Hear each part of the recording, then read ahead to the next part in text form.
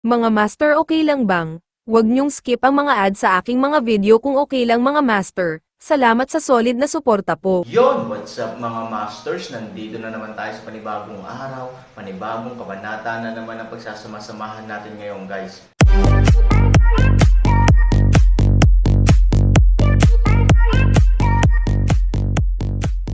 Bali mga masters, kung bago ka pa lang po sa aking YouTube channel, please click the subscribe button, lalong-lalo na po yung notification bell guys, para maging connected pa rin tayo sa isa't isa at maging updated kayo sa mga susunod ko pang video. Bali mga masters, bago natin umpisahan ng kwento ay mag-shoutout po muna tayo para sa mga solid nating tagapakinig. Shoutout kay Roel Bulalaki at shoutout kay Benji Raffo. Yun na nga mga masters, no? Bali hindi na ito patagalin. In 3, 2, 1, let's go! Nasusuka ako. Galit na sambat ni Yeshi Jun, pinapanood sina Han Sanchen at Ning Yaki na lumilipad patungo sa kanya, hindi sinasadyang nagulat at nagalit, at kasabay nito, bumalik siya ng ilang hakbang. Ngayon ang kanyang ina ay ang malakas na panig, at ngayon ang kanyang ina ay ang aktibong panig. Bakit siya ang nagkusa na ipaglaban ang sarili niya? May batas ba? Ang kanyang ina, si Han Sanchen. Hindi mo talaga ako binibigyan ng pagkakataong magtinidor. Inaaway kita. Hindi. Nakipag-away sa iyo ang aking mga kalokohang lalaki. Sa sandaling sinabi niya ito, diretsyong iwinagayway ni Yeshi Jun ang kanyang kamay. Biglang, sa madilim na hangin, isang grupo ng mga kabalyero ang lumabas. Isang lalaking kabalyeryong bakal ang natatakpan ng itim na baluti. Ang kanyang katawan ay nababalot ng madilim na anino. Kamukha niya si Yuming, pero hindi si Yuming. Bumaba siya sa kanyang kabayo at pinamunuan ang dragon.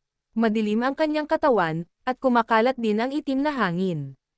Isang pangkat na may humigit kumulang 30 katao, kalahati sa kanila ay armado ng mahabang baril at kalahati ay armado ng mga broadsword.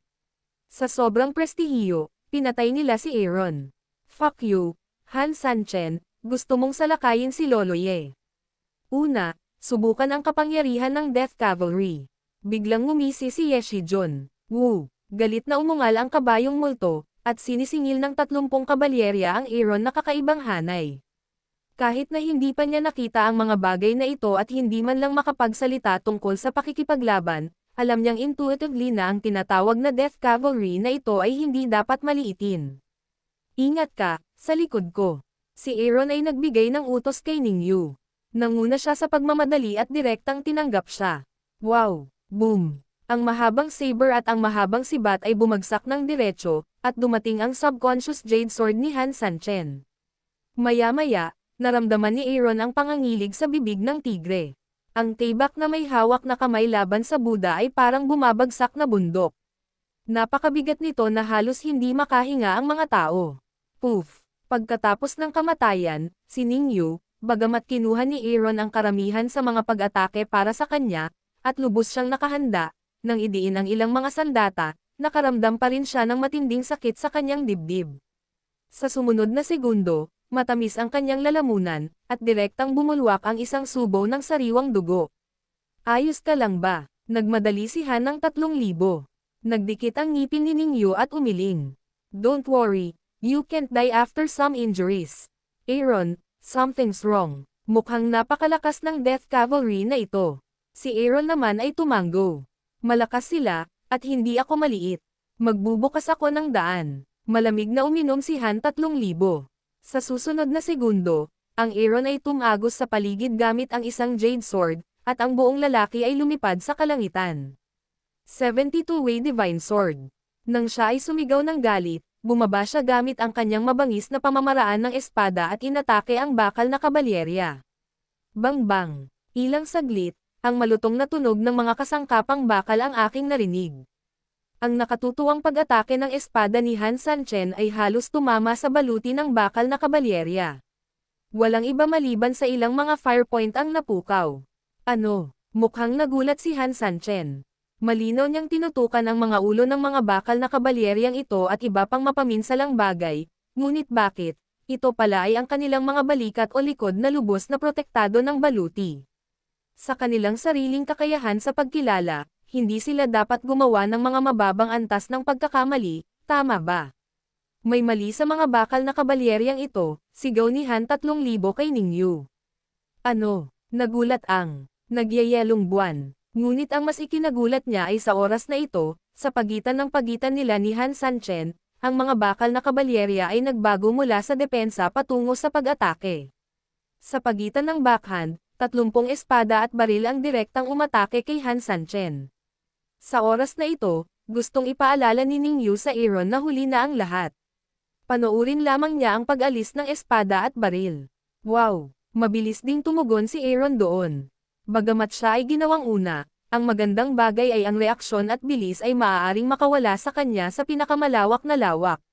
Sa pagbagsak ng espada at baril, si Han Sanchen ay tumaas ng ilang metro para makaiwas ng perpekto. Pagtingin sa ibaba, ilang beses na naputol ang pantalon ni Aaron. Kung siya ay isang ordinaryong tao, iniwan niya ang kanyang mga binti sa pagitan ng mga kutsilyo at baril. Kakaibang tumingin si Aaron sa bakal na kabalyerya at sumimangot sandali. Aaron, what's the matter? You have some stupid moments. Tignan mo nga yung poster mo. Di ba ngayon lang ako gustong sampelan ng nanay niya? Halika, shit, gusto talaga kitang bugbugin. Nang makita ni Yeshijun ang ganoong sitwasyon, hindi lang siya masyadong confident, pero paulit-ulit din itong tinawanan. Kahit na, iniunat niya ang kanyang mukha upang hayaang lumaban ang Aaron. Walang magawang ngumiti si Aaron kay Ningyu, hindi pa ako nakarinig ng ganitong murang kahilingan sa buhay ko. Kung gayon dapat mong bigyang kasiyahan ang iba. Nakangiting tumugon si Ningyu. Storytelling channel sa YouTube. Tumango si Aaron. Gusto lang niyang magsalita, pero narinig niya ang paghampas ng kamay ni Yeshijun sa mukha niya.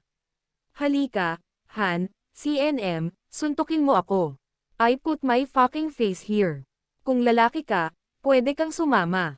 Proud na proud si Yeshijun. Gusto niyang samantalahin ang pagkakataong ito para ipahiya ang Aaron at bawiin ang lahat ng minsanang pera na may interes. Napangiti ng mapait si Aaron, Yeshijun, marami na akong nakitang asong babae, pero ito talaga ang unang beses na nakakita ako ng tulad mong asong babae.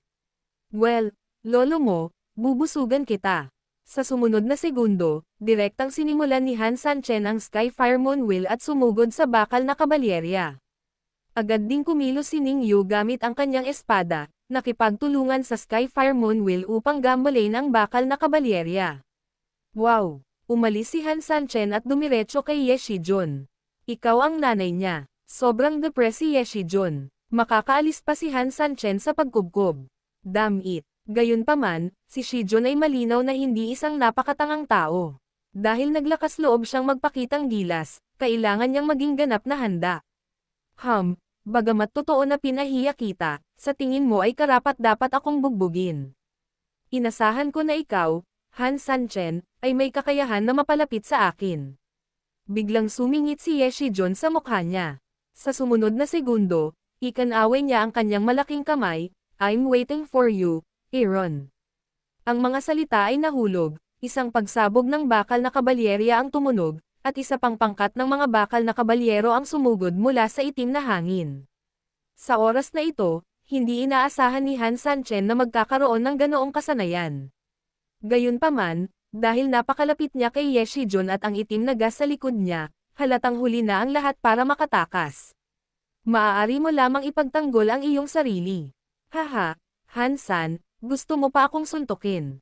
You're a fucking daydream. Now, you bastard, bilasan mo ipagtanggol. Though, I don't know if you can defend in time. Humagalpak ng tawa si Yeshijun.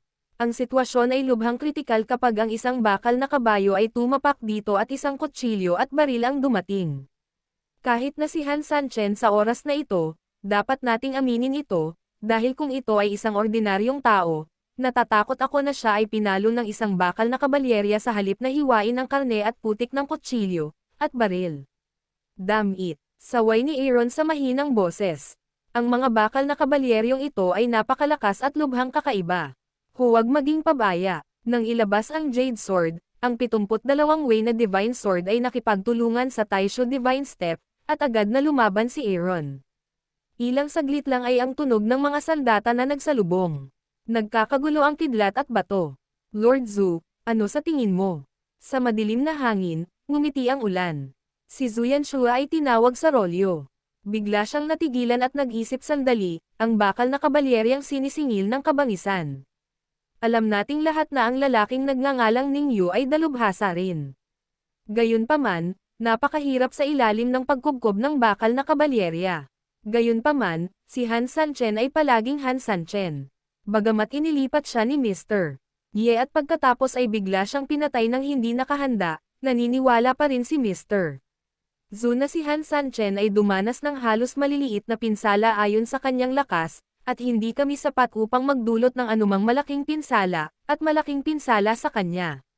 Marahan na ngumiti si Mingyu, tila ang paghatol ni Lord Zhou kay Han Sanchen ay nagsimulang maging low-key at introvert. Hindi, si Zhou ay hindi masyadong nakakaalam, ngunit nakakita siya ng maraming mahuhusay na tao. Ngunit sinabi talaga sa akin ni Han Sanchen kung ano ang abnormal at kung ano ang hindi inaasahan. Sa kanya, si Zhou ay kailangang maging maingat. Pagkatapos ng lahat, ayoko na tamaan sa mukha ng mga tao, mahinang sabi ni Zuyanshua. Hindi naman nakakatakot tumama sa mukha, ang nakakatakot ay gagawin ka nitong sobrang tanga. Tumango si Mingyu, nasiyahan siya sa paglaki ni Zuyanshua dito. Ngunit pagkatapos ay umiling siya, sa kasamaang palad, masyado mo pa rin siyang minamaliit. Anong ibig mong sabihin? Naguguluhan si Zuyanshua. Underestimate ba yun? Paano natin ito haharapin? Bigla na lang, binigyan siya ni Shijun ng malinaw na sagot. Ano? Pinunasan ni Zuyanshua ang kanyang mga mata at halos hindi makapaniwala sa kanyang nakita ay ang katotohanan. Ngunit ang tunog ng kaluskos ay napakalakas na halos hindi nagduda ang mga tao sa pagiging tunay nito. Sa partikular, pinatunayan ni Shijun na ang katotohanan ito ay nangyari lamang sa pamamagitan ng paghawak sa kanyang mukha. Paano niya nagawa? Sumimangot si Zuyanshua, at saglit itong mahirap intindihin. Malinaw na walang oras si Han Sanchen para harapin ang ikalawang alon ng pag-atake mula sa bakal na kabalyerya. Ito ay ang limitasyon ng limitasyon na maaari niyang masiguro ang kanyang kaligtasan at umalis ng nagmamadali. Paano pa siya magkakaroon ng space at space para mag-counter-attack at bigyan ng sampal si Ye Shijun? Tao pa rin ba ito?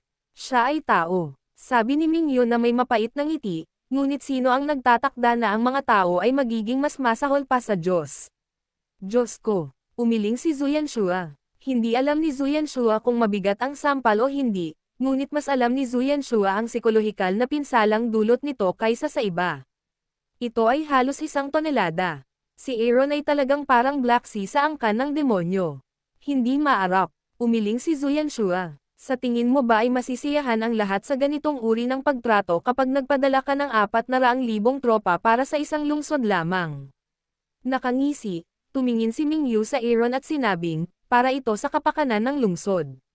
Sa katunayan, ito ay higit na para sa kanya. Well, mukhang napipilitan si Young Master Ye this time. Halatang malaki na naman siya. Napabuntong hininga si Zuyanshua. Sino ba ang hindi ma-provoke? Kung gusto niyang masaktan ang maudite na Hansan, gagawa siya ng sarili niyang paraan para sirain siya. Pwede ba natin siyang pigilan? Sinabi ni Mingyu sa malamig na boses, isang marangal na young master, na dapat sana ay pinakaiginagalang, ay paulit-ulit na nawalan ng mukha sa harap ng Aaron. Ang kanyang prestihiyo ay nasayang na.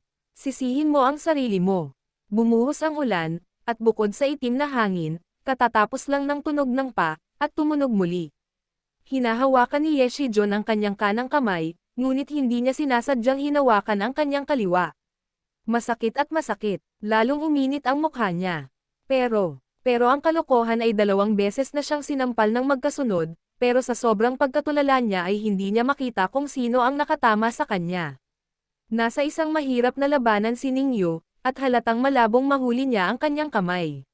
Si Han Sanchen ay napapaligiran ng isang bakal na kabalyerya, at tila malabong makalaban niya ang kanyang sarili. So, sino kaya yon? Hoy! Nang siya ay natigilan, bigla siyang nakarinig ng sigaw, at pagkatapos ay isang madilim na anino ang kumislap sa kanan. Walang kamalay-malay na tumingin siya sa kaliwa. Isa pang malulutong na ingay. Naramdaman niya ang nag-aapoy na sakit sa kanyang kanang mukha.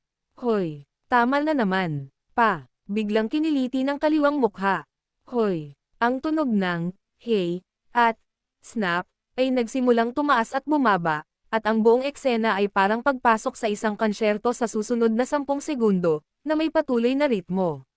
Pero para sa kliyenteng si Ye Shijun, wala siyang na-enjoy na concert.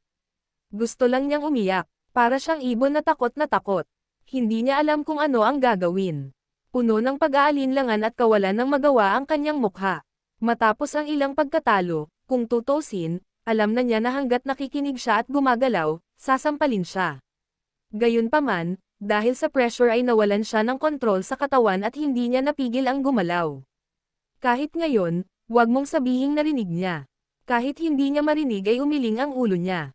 Hoy, ikaw Shijun. Biglang, may lumabas na boses na kakaiba sa dating boses na nagpatigil sa nakakalokang panginginig ni Ye Shijun. Nahihirapan siyang umiling, tila nakatayo sa harapan niya si Han Sanchen na may malabong paningin, ngunit nang umiling siya at iminulat ang kanyang mga mata, bigla niyang nakitang wala na sa kanyang harapan. Sino? Sino ang tumatawag sa akin? Sino ang tumatawag sa akin? Si Ye Shijun ay nasa ulirat at umuungal sa gulat, namamaga at namumula na ang mukha niya, at mukha siyang baboy. Lolo mo, tinatawag kita. Biglang lumitaw ang figure ni Han Sanchen sa kanyang harapan, ngumiti sa kanya, at pagkatapos ay itinaas ang kanyang kanang kamay, hindi namamalayan na hinawakan ni Ye Shijun ang kanyang ulo at nagtago. Ngunit nang makita niyang walang tugon ay bahagyang itinaas niya ang kanyang mga mata, ngunit nakita niya na ang kamay ay hindi sinadya upang pamipayin siya, ngunit kumaway na lamang sa kanya. Ano, nagkaroon ng brain crash si Ye Shijun, pero wala man lang siyang reaksyon, ngunit sa sumunod na segundo, naunawaan niya. Yun na nga mga masters, no? Bali panibagong kabanata na naman yung natapos natin ngayong gabi.